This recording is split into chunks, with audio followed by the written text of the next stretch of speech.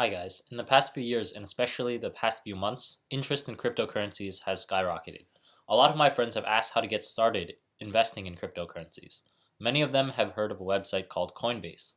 Coinbase is probably the most well-known cryptocurrency to US dollar exchange, but I posit that this is largely due to marketing and lack of research by many who are just trying to break into the world of cryptocurrency. I have done a lot of research into the topic and have found some much better alternatives. First, before going into the flaws of Coinbase, I'll talk about its benefits. Coinbase has a great user interface and because of this is extremely beginner friendly. I suspect this is why it has gained so much popularity. It is one of the most reliable services if you really want your money in the exchange within minutes because you can buy Bitcoin using a credit or debit card. However, the singular reason that I would advise people to not use Coinbase is due to their exorbitantly high fees.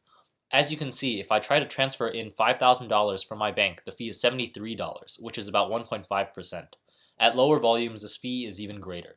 To transfer in $5,000 with my card, the fee is about $192, which is almost 4%. This is unacceptable. How can we avoid these fees? I would advise to use GDAX or Gemini.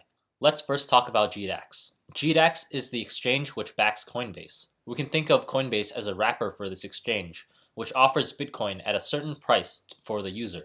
How are these prices determined? Through an exchange. Like we learned in economics class, in an exchange, the price of an item is determined by supply and demand.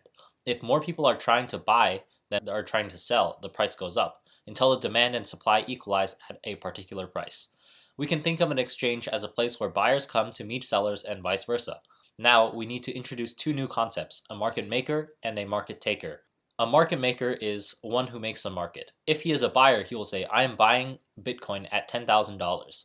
Then a market taker will come along and say, I accept your offer, and a transaction will happen. The seller will sell the buyer Bitcoin at $10,000 a pop.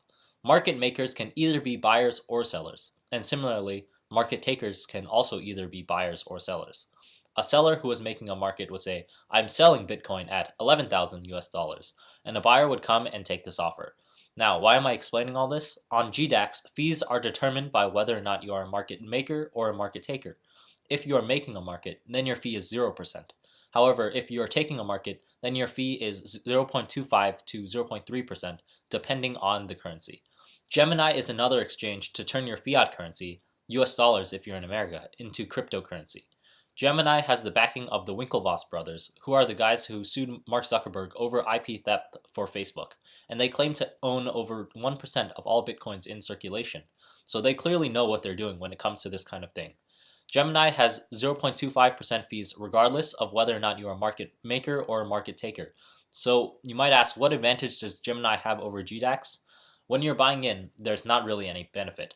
The benefit comes when you're trying to cash out.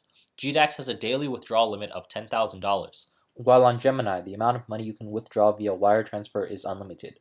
If you want to cash out $1 million worth of Bitcoin, it will take you 4 months on GDAX and only 1 day on Gemini. Like I said before, Coinbase isn't all bad. It does some things very well. But if you're serious about cryptocurrency and don't want to lose at least 1.5% of your money to fees, then you should use GDAX or Gemini, depending on your situation.